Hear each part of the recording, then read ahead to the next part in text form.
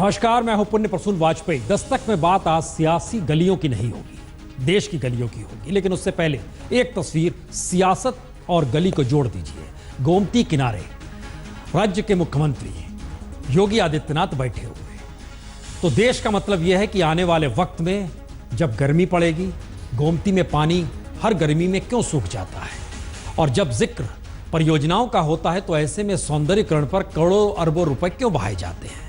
मसला यहां पर आप सियासत को ना जोड़िए, क्योंकि आज बात देश की हो रही है। तो आइए जरा देश को टटोला जाए और भारत की कहानियों को सुना जाए, समझने की कोशिश की जाए कि हिंदुस्तान किन परिस्थितियों में है और किन परिस्थितियों के साथ आने वाले वक्त में कौन सा वक्त दस्तक दे रहा है।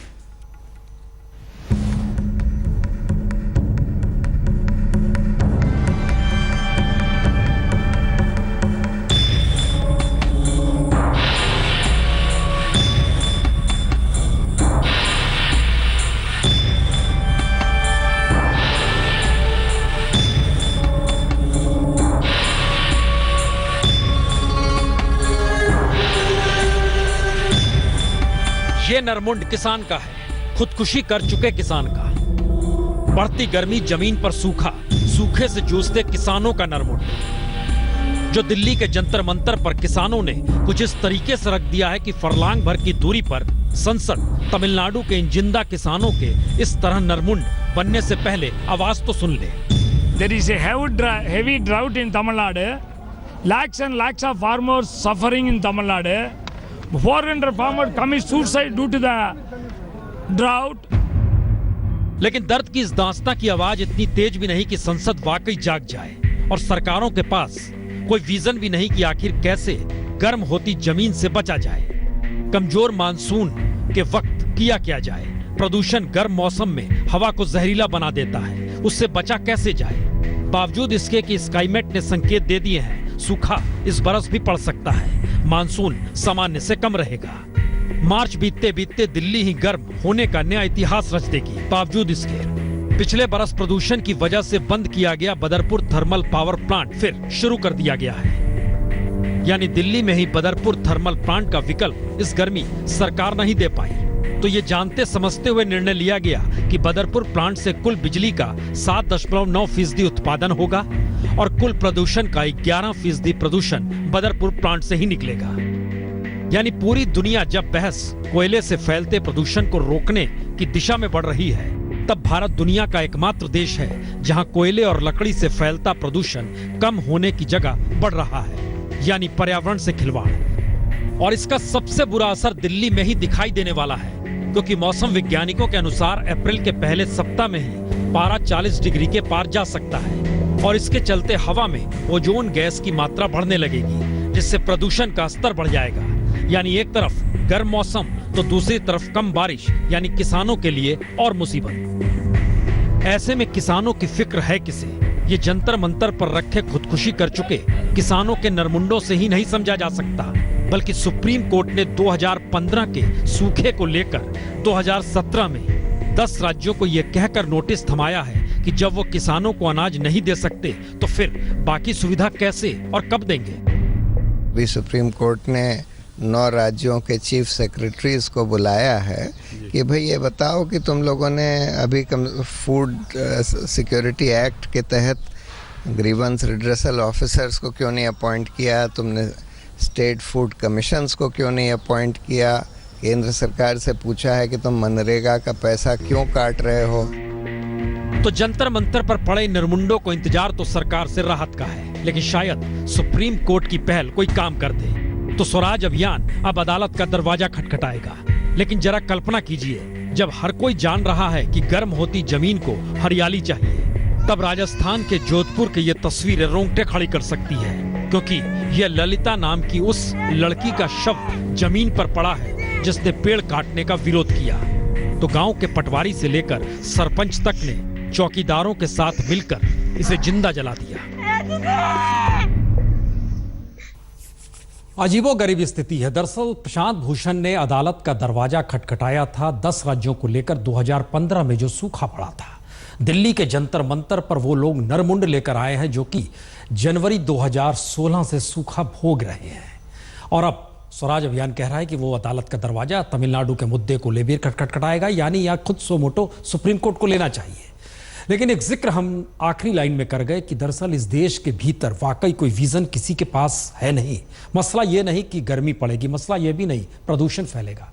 मुश्किल तो यह है इस देश में पेड़ काटने का विरोध किया गया और जिंदा जला दिया गया। नाम ललिता, उम्र 17 बरस, समाज विश्नोई, विरोध पेड़ काटने का, सजा जिंदा जला दिया।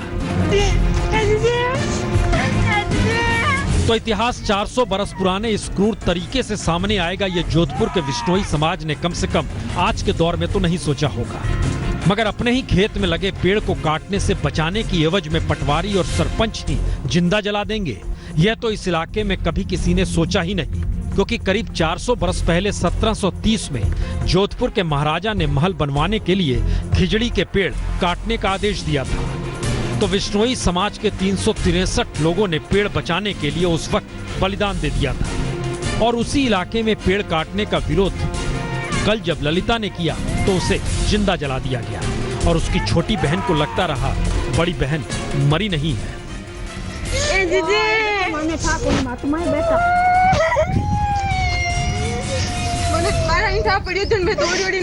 तो बहन उठ जाने की गुहार अपनी बड़ी बहन से लगा रही है, लेकिन किसी को भरोसा नहीं कि पेड़ ना काटने पर कोई जिंदा कैसे जला सकता है। लोगों ने उनको पेड़ काटने से रोका था कि हमारे ये खेजड़ी और पेड़ नहीं पड़े, तो उन्होंने कहा ये तुम्हारे पूरे हटाएंगे। मैंने कहा ये मेरे है ही नाप में आते हैं, मेरे आप जबरदस्ती कैसे करोगे। और इससे पहले 22 तारीख को रात को 12-1 बजे इन्होंने मेरे एक दूसरे खेत में और हमें बिना बताए रात को जेसीबी चला के और पूरे पेड़ काट दिए। यानी जिंदा जलाने वालों में इलाके के रसूख लोग ही नहीं, बल्कि जोधपुर के बिलाड़ा तहसील में हरियाण थाना गांव का सरपंच और पटवारी ओम प्रकाश भी शामिल है। यानी जिस इलाके में पेड़ों को बचाने के लिए लगातार संघर्ष हुआ और जिस रेगिस्तान में पानी बचाने के लिए पेड़ों को लगाने बचाने के लिए सरकार ऐलान दर ऐलान करती रही, वहां पेड़ काटने का विरोध करने वाली ललिता को जिंदा जला दिया गया। जलवायु परिवर्तन को लेकर दुनिया भर में मंथन चल रहा है। राजस्थान की बात करें तो करोड़ों रुपए पानी और पेड़ बचाने के लिए सालाना खर्च कर दिए जाते हैं। बूंद बूंद पानी के लिए तरसते रेगिस्तान में पानी और पेड़ को भगवान का दर्जा दिया गया है। उसी रेगिस्तान में एक लड़की को इसलिए जिंदा जला दिया जाता है क्योंकि वो पेड़ को बचाना चाहती है, वो भी अमीन, तहसीलदार और पटवारी के द्वारा। आप सोच सकते हैं जिस खेत को बाढ़ ही खाए उसे कौन बचाए। हालांकि पुलिस ने मामला दर्ज कर लिया और कार्रवाई करने का भरोसा भर देने के अलावे उसके पास कुछ है भी नहीं कहने। पोस्टमार्टम करवा दिया गया है, एफआईआर दे दी गई है, एफआईआर साफ होगी, विस्तृत अनुसंधान कर सख्त और निष्पक्ष कार्रवाई की जाएगी। यही है, कानूनी भाषा का जिक्र होगा तो फिर उम्मीद या भरोसा इन्हीं शब्दों के आश्रय दिया जाता है। एफआईआर दर्ज हो गई है, भारत की बात सुना रहे हैं और सियासत का जिक्र नहीं हो रहा है। पता नहीं कैसा लग रहा होगा आपको, लेकिन आज उन गलियों में नहीं जाएंगे। एक दूसरी गली में आपको लिए चलते हैं, हिंदुस्तान के उन गलियों में जहां उत्तर भारत से इतर दक्षिण भारत में भी किसान बसते हैं। वहां की हालत भी देखिए और उसके बाद जरा सोचना शुरू कीजिएगा, उत्तर प्रदेश में किसानों को लेकर कोई ऐलान अभी तक हो क्यों नहीं रहा। 12,602 ये किसानों की खुदकुशी का आंकड़ा है, जो डराता भी है और आंकड़ों के लिहाज से किसानों की त्रासदी का खुला बयां भी करता है। क्योंकि किसानों की खुदकुशी का 2 बरस पहले 2015 का ये आंकड़ा नेशनल क्राइम रिकॉर्ड्स ब्यूरो का है। यानी देश के नक्शे पर ऐसा कोई राज्य नहीं जहां किसान खुदकुशी कर ना रहा हो। लेकिन सवाल उत्तर भारत का नहीं, आइए जरा दक्षिण भारत आपको लिए चलते हैं। तमिलनाडु और कर्नाटक का हाल देख लीजिए, जहां औसतन हर महीने 45 किसान खुदकुशी कर रहे हैं। तमिलनाडु में 39,000 एकड़ जमीन खेती के लायक नहीं है। कर्नाटक में 177 में से 139 तालुका सूखाग्रस्त घोषित किए जा चुके हैं। यानी सवाल सिर्फ यूपी के किसानों का नहीं, जिन्हें कर्ज माफी के लिए योगी आदित्यनाथ के कैबिनेट बैठक का इंतजार है। सवाल है कि centre for study of developing societies यानी CSDS ने एक सर्वे किया और उसके मुताबिक देश में 76% किसान खेती को छोड़कर कोई दूसरा काम अब करना चाहते हैं। 61% किसान शहरों में नौकरी करना चाहते हैं ताकि उन्हें बेहतर शिक्षा, स्वास्थ्य और रोजगार के मौके मिल सके। 70% किसानों के मुताबिक उनकी फसलें बेमौसम बरसात, सूखा और बाढ़ की वजह से बर्बाद हो जाती है।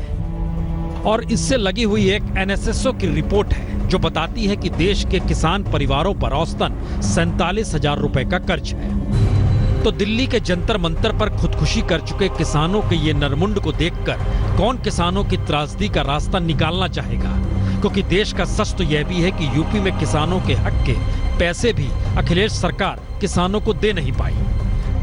आलम यह रहा कि ओला और बेमौसम बारिश से किसान परेशान था।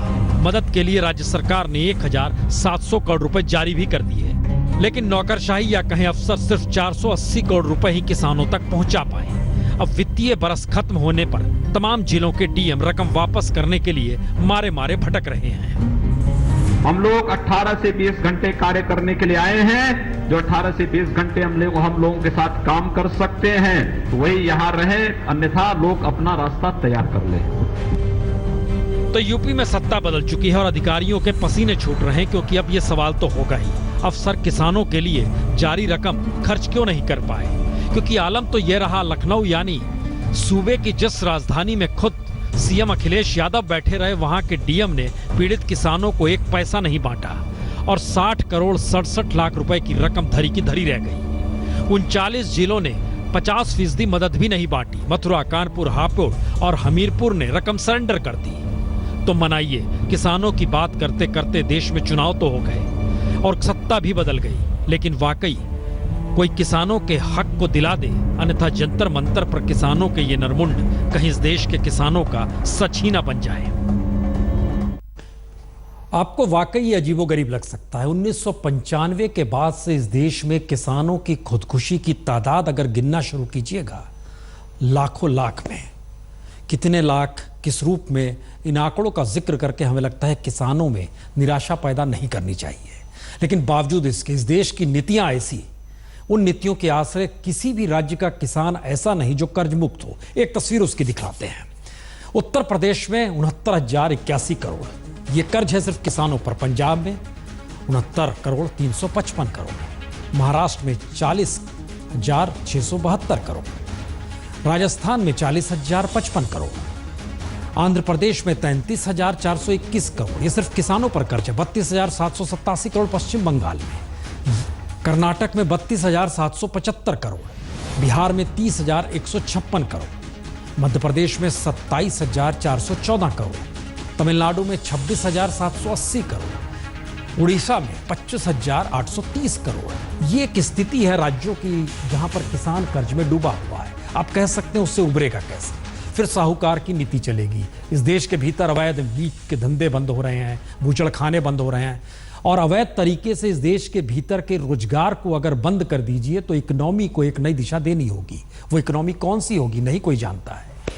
लेकिन बावजूद इसके चलिए एक कदम आगे बढ़ाते हैं, क्योंकि सियासत की गली में नहीं जाने का कहते कहते सियासत का जिक्र करना पड़ेगा। क्योंकि इस देश में एक आंदोलन किसानों को लेकर 1967 में भी हुआ था। ज्योति बसु उसके बाद सत्ता में आए थे, और फिर दूसरा आंदोलन हुआ सिंगूर को लेकर, तो फिर ममता बनर्जी आ गई। और चलिए बंगाल लिए चलते हैं जहां किसान खुदकुशी कर रहा है।